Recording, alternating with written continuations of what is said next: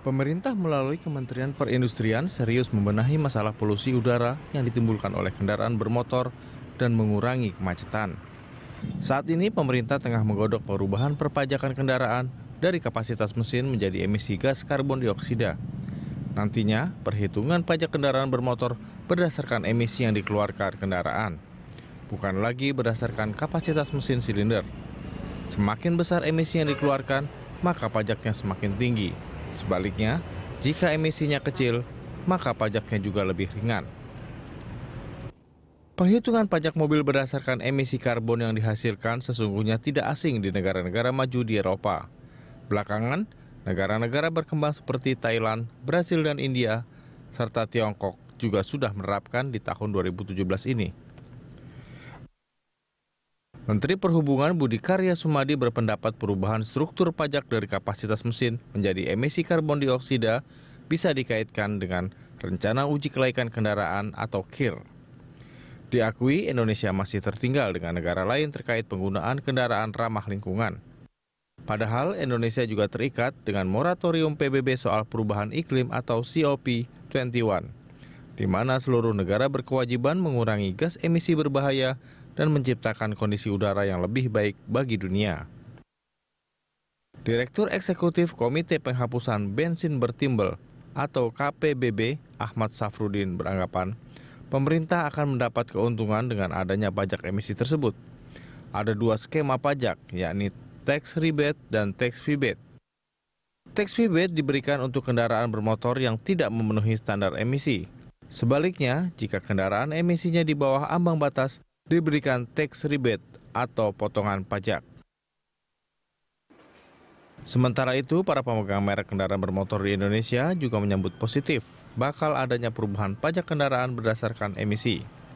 Sebab umumnya teknologi yang mereka usung juga sudah siap dengan teknologi ramah lingkungan. Perumusan pajak berdasarkan emisi karbon tidak hanya melibatkan Kemenperin saja, namun juga perlu sinergi baik dengan Kementerian Lingkungan Hidup, Kementerian Keuangan, dan BPPT, serta yang tidak kalah penting, kesiapan infrastruktur sehingga tidak menjadi bumerang. Alih-alih ingin mendapat pajak besar, tapi malah membuat industri otomotif stagnan dan pendapatan negara berkurang. Ya pemirsa, dilema pajak emisi itulah topik dialog pagi ini. Dan untuk membahasnya di studio telah hadir bersama kami Direktur Eksekutif Komite Penghapusan Bensin Bertimbel KPBB Bapak Ahmad Safrudin. Selamat pagi Pak Ahmad. Selamat pagi Mbak. Pak Ahmad, ini kalau kita lihat kan pemerintah tengah menggodok perubahan perpajakan kendaraan dan dari kapasitas mesin menjadi emisi gas karbon dioksida. Nah, ini banyak juga yang mempertanyakan atau banyak yang bertanya apa sebenarnya pajak emisi ini? Ya, pajak emisi adalah sebuah nilai atau kayak katakan pajak yang dikenakan kepada kendaraan bermotor yang tidak memenuhi standar emisi yang sudah ditetapkan begitu. Saya ambil contoh ya seperti di Eropa, di negara-negara Eropa itu ada satu carbon tax atau pajak emisi tadi yang ditetapkan, misalnya begini, bahwa kendaraan bermotor yang emisi karbon dioksidanya 120 gram per kilometer, maka akan diberikan potongan pajak gitu. Oke. Nah, jadi carbon tax di Eropa misalnya itu ditetapkan dengan karbon standar pada level 120 gram per kilometer. Yang di atas 120 gram per kilometer sudah pasti akan diberikan penalti begitu. Nah, tujuannya adalah ini untuk mendorong agar produsen kendaraan bermotor untuk berlomba-lomba memproduksi kendaraan bermotor yang rendah emisi. Karena rendah emisi itu selain dalam konteks agenda global untuk menurunkan dampak perubahan iklim ya, dengan menurunkan emisi rumah kaca dari sektor transportasi, itu juga dalam rangka menekan penggunaan bahan bakar ya. Oke, nah ini tadi Anda sempat memberikan contohnya, tapi sebenarnya penghitungan terkait dengan pajaknya ini akan seperti apa sih sebenarnya? Ini bukan lagi berdasarkan dengan kapasitas mesin silinder berarti seperti itu? Iya. Bukan, bisa jadi nanti akan juga kadang-kadang terkait juga dengan silinder atau kapasitas mesin begitu ya. Okay. Tapi intinya adalah kendaraan yang memiliki emisi rendah dia akan berpotensi untuk membayar pajaknya lebih rendah. Betul, betul. Jadi begini, kalau dulu memang kaitannya dengan selalu dikaitkan dengan CC ya. Engine size atau ukuran mesin begitu. Tetapi dalam konteks sekarang itu cenderung dirubah nggak apa-apa mobilnya besar, cc-nya besar, tetapi dengan teknologi improvement ya, peningkatan teknologi, itu bisa dikembangkan kendaraan besar, tetapi kendaraan ini sangat efisien BBM. Nah, kendaraan yang efisien BBM, maka itu dengan serta-merta juga rendah emisi karbonnya begitu. Jadi ini sesuatu yang sangat berkorelasi.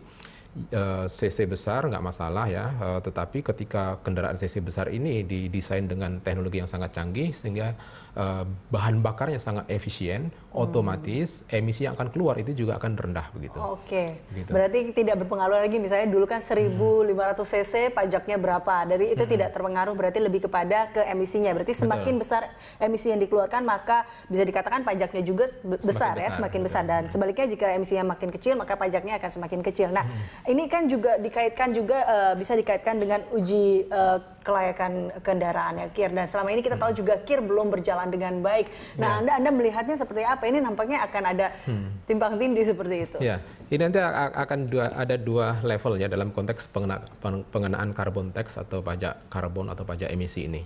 Yang pertama di level produksi kendaraan bermotor itu tadi. Nah, yang pertanyaan tadi dalam konteks uji kelayakan itu sebenarnya dalam konteks implementasi gitu. Nah, dalam konteks implementasi betul ya, banyak hal yang masih perlu dibenahi dalam konteks KIR tadi atau uji kelayakan, dan juga dalam konteks kendaraan pribadi kita juga masih belum menerapkan PR kita sebelumnya sesuai dengan regulasi yang ada di Indonesia. Dalam konteks ini adalah inspection and maintenance atau pemeriksaan dan perawatan untuk kendaraan pribadi. Nah, di Indonesia kan ada dua jenis uji kelayakan sebenarnya.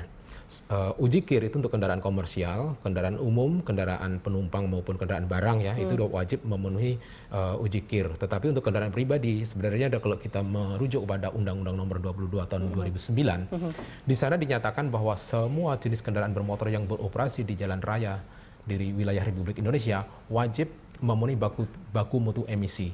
Nah, itu juga belum dijalankan oleh pemerintah kita gitu.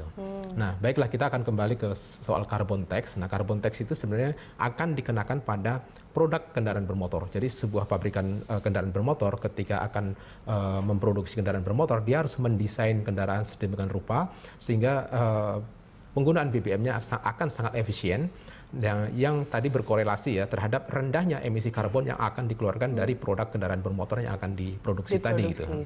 Nah, dengan demikian kalau BBM-nya sangat efisien, yang tidak lain adalah emisi karbonnya rendah, maka kendaraan inilah nanti yang akan diberikan reward oleh pemerintah berdasarkan level karbon emisinya gitu. Semakin rendah karbon emisinya, otomatis dia akan memperoleh reward atau potongan-potongan pajak sehingga kendaraan bermotor ini ketika dijual di pasar, dia akan mampu bersaing dengan kendaraan yang berkarbon tinggi gitu. Oke, itulah tadi yang dua skema pajak ya, ini tax rebate dan juga tax rebate tadi ya. Oke, baik, kita akan lanjutkan perbincangan ini Pak Hamad usai jeda pariwara. Pemirsa tetaplah bersama kami.